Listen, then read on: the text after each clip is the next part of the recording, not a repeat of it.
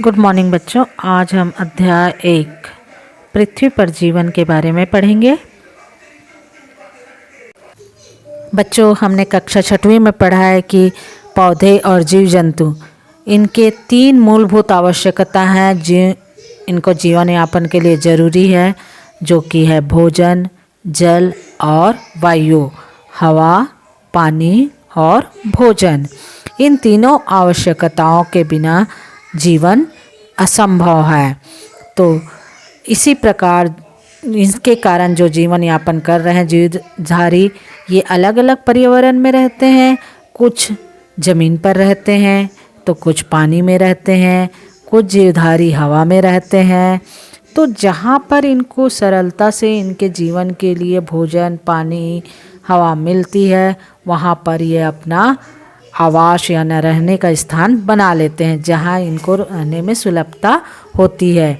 जैसे कि रेगिस्तान में रहने वाले उसके अनुसार अपने आप को ढाल लेते हैं, पानी में रहने वाले अपने आप को पानी के अनुसार ढाल लेंगे, हवा में रहने वाले अपने आप को हवा के अनुसार ढाल लेंगे, गर्मी में रहने वाले गर्मी के अनुसार अपने आप को ढाल लेते हैं, बर्फीले क्षेत्रों में रहने वाले अपने आप को बर्फ़ के अनुसार ढाल लेते हैं। तो इस तरीके से पर्यावरण के अनुसार जीव जंतु, पेड़ पौधे अपने आप को वहाँ पर ढाल लेते हैं। बच्चों, आपने देखा होगा स्थल में रहने वाले जीव स्थली कहलाते हैं, जैसे शेर, भालू, चीता। इनके अलग तरीके के वातावरण में रहते हैं, जंगल में रहेंगे उस तरीके से खाना वगैरह उनका रहता है। उसी प्रकार जल में रहने वाले जो मछलियाँ हैं, तारे मछलियाँ या फिर मेढक, ये सभी जो है अपना अलग तरीके के जीवन यापन करते हैं। उनमें उनकी जो बनावट है वो अलग रहती है। उसी प्रकार जो हवा में रहने वाले जो पक्षियाँ हैं, वायु, उनकी बनावट अलग रहती है। सारे जीव जंतु अपना जीवन यापन के लिए एक दूसरे पर निर्भर रहते हैं, पेड़ पौधे और जीव जंतु। आपने खाद्य श्रृंखला देखी होगी। खाद्य श्रृंखला यानी होता है कि एक दूसरे पर भोजन के लिए निर्भरता, वो एक दूसरे को खाने के लिए किस प्रकार से एक दूसरे पर निर्भर होते हैं। जैसे कि पौधों सूर्य के प्रकाश की उपस्थिति में अपना भोजन बनाते हैं और उसके बाद इस पौधों को शाकाहारी जंतु जैसे कि हिरण या खरगोश या छोटे कीड़े वगैरह खाते हैं। इनको फिर जो हिरण वगैरह को फिर मांसाहारी जीव वगैरह खाते हैं, जैसे कि शेर, भालू वगैरह ऐसे खाते हैं। और उसके बाद जब शेर, भालू वगैरह मर जाते हैं तो उनका जीवाणु विषाणु अपघटन करके खाते हैं। तो इस तरीके से जो एक चेन बनती है, श्रृंखला बनती है, उसे खाद्य श्रृंखला कहते हैं। तो हर जगह का खाद्य श्रृंखला अलग अलग रहता है। स्थल में रहने वाले जंतुओं का खाद्य श्रृंखला अलग रहेगा, जल में रहने वाले जीव जंतुओं का खाद्य श्रृंखला अलग रहता है, हवा में रहने वाला जीव जंतुओं का खाद्य श्रृंखला अलग रहता है। तो उस प्रकार से जैसे हम देखते हैं कि रेगिस्तान में रहने वाले पौधे हैं, नागफनी या रेगिस्तानी घास, इनकी खाद्य श्रृंखला की कड़ी अलग टाइप की रहेगी। और बाज, उल्लू, छिपकली इन सब का शिकार करते रहते हैं। ऐसे जीव जंतु वहाँ पर ज़्यादा पाए जाते हैं।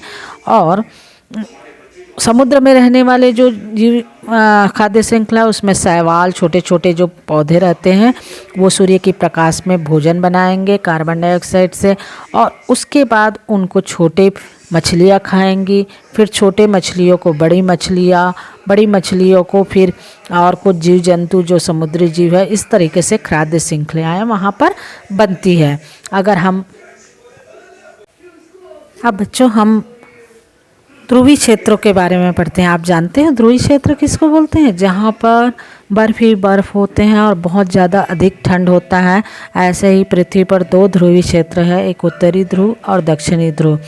ये आर्कटिक वगैरह प्रदेश होता है, जहाँ पर बहुत पूरा लगभग पूरे वर्ष भर बर्फ़ की मोटी परत ढकी रहती है और गर्मी के मौसम में कुछ समय के लिए बर्फ़ पिघलती है। यहाँ पर छोटे पौधे और काई उगाते हैं। चूहे, हिरण और खरगोश इस प्रदेश के मुख्य शाकाहारी जंतु हैं। यहाँ अधिकांश जंतु सफ़ेद रंग के होते हैं और सफ़ेद बर्फ़ पर इनको देख पाना बहुत कठिन होता है। मांसाहारी जंतु जैसे भालू, भेड़िए, लोमड़ी और उल्लू पाए जाते हैं। आर्कटिक प्रदेश में सफ़ेद और बहुत बड़े आकार के भालू हमको देखने को मिलते हैं, जिन्हें ध्रुवीय भालू कहते हैं। तो यहाँ पर हम देखेंगे किस प्रकार से खाद्य श्रृंखला होती है। सबसे पहले समुद्री पौधे और काई है, इनको छोटे जंतु खाएंगे जो कि शाकाहारी जंतु रहेंगे। इन शाकाहारी जंतुओं को बड़े जंतु और छोटी मछलियाँ खाएंगी।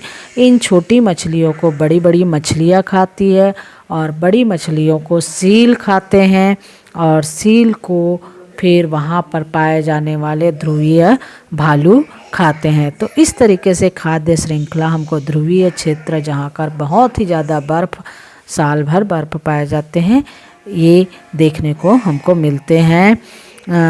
इंडोनेशिया भारत का पूर्व देश, यहाँ पर बहुत सारे हमको ऐसा देखने को मिलता है। एक प्रकार का जिसे बोलते हैं। वहीं बच्चों, अगर हम रेगिस्तान इलाके के खाद्य श्रृंखला की बात करें तो यहाँ पर चारों ही ओर हमको रेतीली दिखाई देते हैं। बड़े पेड़ों के स्थान पर यहाँ कांटेदार झाड़ियाँ अधिक दिखाई देती है। बबूल के पेड़ के समान दिखने वाला खेंजड़ी नाम का एक पेड़ रेगिस्तान इलाकों में बहुत अधिक पाया जाता है। इसके अलावा नागपनी के पौधे, रेगिस्तानी घास, ये सब भी बहुत दिखाई पड़ते हैं। यहाँ पर दिन के समय बहुत अधिक धूप होती है, दूर दूर तक कोई जीव जंतु नहीं दिखाई देते हैं। शाम होते होते छोटे छोटे जंतु भोजन के तलाश में निकल जाते हैं, जिसमें रेगिस्तानी छिपकलियाँ चलने वाले कीड़ों को खाती है और रेत में बिल बनाकर रहने वाले चूहे भी इस समय भोजन की तलाश में निकल जाते हैं। बाज और उल्लू इन छिपकली और चूहों का शिकार करते हैं। रेगिस्तान में रहने वाले जो लोमड़ियाँ हैं वो भी चूहे और पक्षियों का शिकार करेगी। रेगिस्तान सूखे पर्यावरण में भी कई प्रकार के जीवधारी रहते हैं और इस तरीके से खाद्य श्रृंखला द्वारा आपस में जुड़े हुए रहते हैं। यहाँ पर चित्र के अनुसार देखिए बच्चों, आपको दिख रहा है रेगिस्तान की खाद्य श्रृंखला, जिसमें पौधे, रेगिस्तानी पौधे हैं, उनको कीड़े खा रहे हैं और कीड़े को छिपकली और चूहे और छिपकली और चूहे को बाज और उल्लू। वहीं हम अगर बात करें समुद्र में पाए जाने वाली खाद्य श्रृंखला, तो वहाँ बहुत सारे शैवाल पाए जाते हैं जो छोटे छोटे पौधे तैरते रहते हैं समुद्र में। ये सूर्य के प्रकाश से पानी में घुली कार्बन डाइऑक्साइड से भोजन बनाते हैं और इस तरीके से जो ये पौधे हैं इनको छोटी छोटी मछलियाँ या जीव जंतु वहाँ पर खाते हैं। फिर छोटी मछलियों को बड़ी मछलियाँ खाते हैं और बड़ी मछलियाँ को स्तनधारी और पक्षी। इस तरीके से यहाँ हमको समुद्र में खाद्य श्रृंखला दिखाई पड़ती है। बच्चों, अब हम भारत के एक पूर्व में स्थित एक देश है इंडोनेशिया, उसके बारे में देखते हैं। यहाँ पर लगभग 13,000 प्रकार के छोटे छोटे टापू बने हैं। इस द्वीप में बहुत बड़ी बड़ी गुफाएं हैं और करोड़ों चमगादड़ रहते हैं। इतनी गहरी गुफाएं हैं कि इसमें सूर्य की प्रकाश भी नहीं पहुंच पाती है, धूप अंधेरा रहता है। तो यहाँ पर जो रहते हैं खाद्य श्रृंखला वो कैसी होती है। यहाँ पर जो खाद्य श्रृंखला है, छोटे छोटे पेड़ जो रहती है उनको कीड़े खाएंगे, कीड़े को चमगादड़ और चमगादड़ को बाज। इस प्रकार की खाद्य श्रृंखला हमको गुफाओं में देखने को मिलती है। पौधे एवं जीव जंतु जहाँ पर उसको सही मात्रा में भोजन, वायु, जलवायु पर्याप्त मात्रा में मिल जाता है और अपना रहने का स्थान बना लेता है, उस स्थान को उसका आवास कहते हैं और वहीं आवास में वो अपना जीवन यापन करते हैं। उसी आवास के आधार पर पौधे, जीव जंतु अपने शरीर में, अपने आकृति में बदलाव कर लेते हैं। जैसे रेगिस्तान में रहने वाले जीव जंतु और पौधे कम पानी में अपना जीवन यापन करना स्टार्ट कर देते हैं। जल वाले अधिक जल में रहना स्टार्ट कर देते हैं। हवा में रहने वाले हवा के अनुसार अपना स्थान रहना स्टार्ट कर देते हैं। तो इस प्रकार जो अपने आकार, अपने जीवन यापन में बदलाव कर लेते हैं उसको बोलते हैं अनुकूलन। परिस्थिति के अनुसार उनके भोजन, आवास, आकार में बनावट अपने आप को ढाल लेना ही अनुकूलन कहलाता है। सबसे पहले हम रेगिस्तानी जीव जंतुओं के बारे में बात करते हैं। रेगिस्तानी जीव जंतु जैसे कि ऊँट वगैरह को आपने देखा होगा, उन वहाँ रेत ही रेत रहता है, तो उनके पैरों की बनावट ऐसी रहती है कि वो लोग आसानी से रेत में चलने में मदद हो जाती है। उनके पीठ के ऊपर एक कुबड़ रहता है जिसमें वो पानी को संग्रहित करके स्टोर करके रख सकते हैं, और कई दिनों तक पानी नहीं मिलने पर भी अपने आप को वो ज़िंदा रख सकते हैं बिना पानी के महीनों तक। तो इस तरीके से ये होता है। साथ ही उनके शरीर का ऐसे ऊपर का संरचना रहती है कम, जो बाल वगैरह, तो जिससे कि उनको गर्मी का एहसास नहीं होता। उनको रेतीली जगह में भी अपने आप को ढाल के सही तरीके से रख सकते हैं। वहीं मरुस्थल इलाकों में पाए जाने वाले पेड़ पौधे की बात करें तो वो कांटेदार होते हैं, ताकि उनमें से उनको पानी की जो वाष्पोत्सर्जन या पानी जो बह चली जाती है, गर्मी से सूख जाते हैं पत्तियों से कम सूखे। उनकी जो पत्तियाँ कांटेदार होती है, और उनकी जो तना है वो स्पंजी रहती है, स्पंज के आकार, गद्देदार, जिसमें पानी संग्रहित रहती है।